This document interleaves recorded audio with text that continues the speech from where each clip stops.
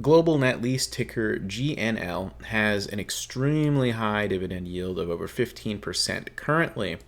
Now, a lot of people have asked, why is that yield so high?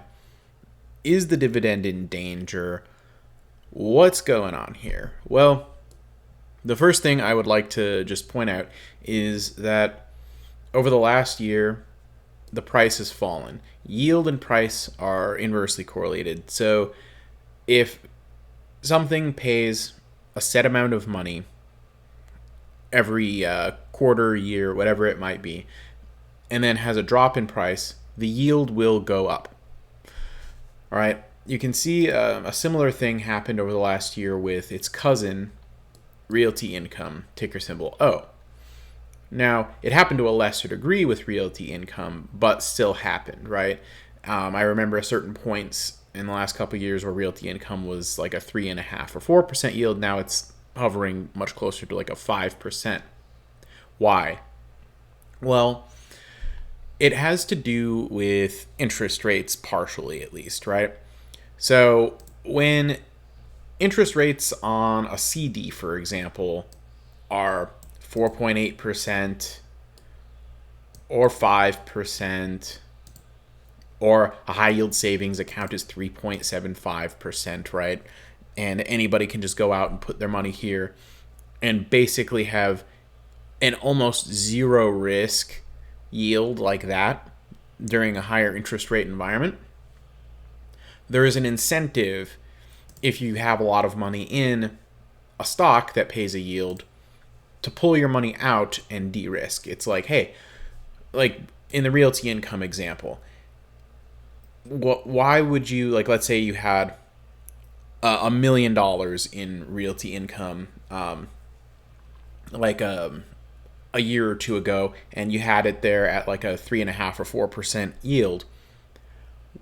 Why would you want to keep all your eggs in that basket when you could, with the higher interest rates we've got now, pull some of that money out of there and throw it into something like a CD and get a guaranteed 4.8, 5%, whatever yield on your money? It doesn't make that much sense, right? To keep your money tied up in something that, well, the risk might be, pretty small for something like Realty Income, which is probably why the price drop and the increase in yield has been smaller. That's the perception of risk, okay? So people still view Realty Income as a lower risk than Global Net Lease, and that's why there's such a difference in the amount that the price has dropped over the last year, and why the yields are so different on these two companies. Now, Global Net Lease still does trade at a slight premium to its tangible book value, which is about $8.30 per share. But as far as a multiple of their funds from operations, it seems like Global Net Lease is still pretty cheap from that perspective. Their adjusted funds from operations were 38 cents per share in the most recent quarter. If you round that up to 40 cents, which is actually what their dividend is, which that's a little bit of a concern, actually, that their AFFO has fallen to slightly below what their dividend payout is. But you're looking at $1.60 per share, so the multiple is like a 7 or 8x on their adjusted funds from operations. Now, part of the reason why their AFFO has dipped is because their revenue dipped due to currency exposure, okay? So last year, their revenue was $97.1 million in the first quarter. This year, $94.3 million. On a constant currency basis, meaning, if you adjust it backwards for the change in the relative value of currencies, it would have been $97.5 million. So some of the countries where they operate, being that they're an international REIT, some of the currencies have lost value in comparison to the dollar, and so it looks like they took in a lower revenue amount in pure dollar terms because of that exchange rate issue. Now, another interesting thing here would be the fact that their AFFO is down to 38 cents per share, partly because of that currency issue. When they pay out 40 cents per share in dividends. So the dividend is right on kind of the edge. Now, fortunately, they did have 700,000 square feet of lease renewals with a positive spread of 4.2% over the old lease. So they will generate on those renewals $6.8 million more per year in rent.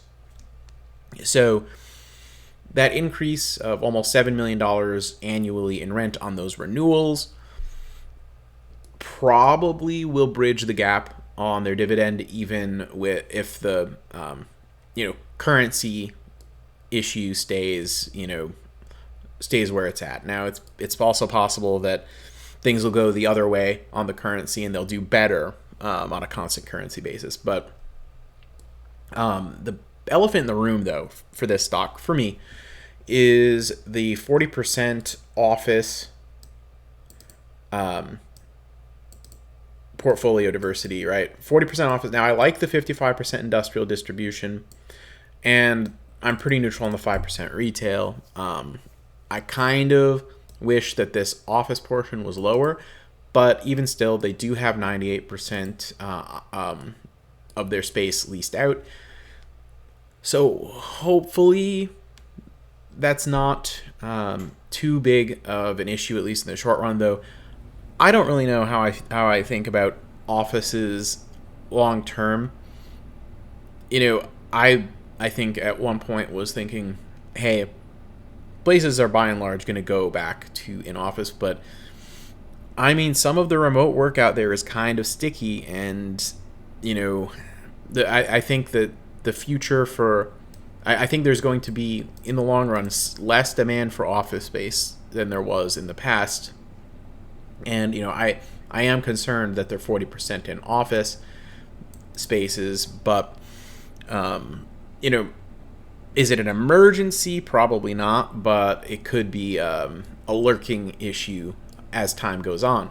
So all in all, I mean, I'm happy to hold the 100 shares I have. It's less than 1% of the portfolio. But would I add more shares today? Probably not. I'm looking at this cautiously, and I would say, hey, if I've already got shares, like I don't think that it's in imminent danger, but the dividend is kind of on what we would call the hairy edge in terms of them being able to afford it. However, the recent renewals and rent increases are probably going to get it there. There is a certain amount of currency risk with how they operate internationally and everything, but overall, I think the balance will be struck, and that for now at least, I think they'll be able to maintain the 40-cent quarterly dividend payout. And honestly, I'm going to keep a close eye on how they do throughout the rest of the year, make sure that those rent increases really bridge the gap for them, and we'll obviously go from there. So that's my update on Global Net Lease. Take it easy, everyone. Have a wonderful Manic Monday.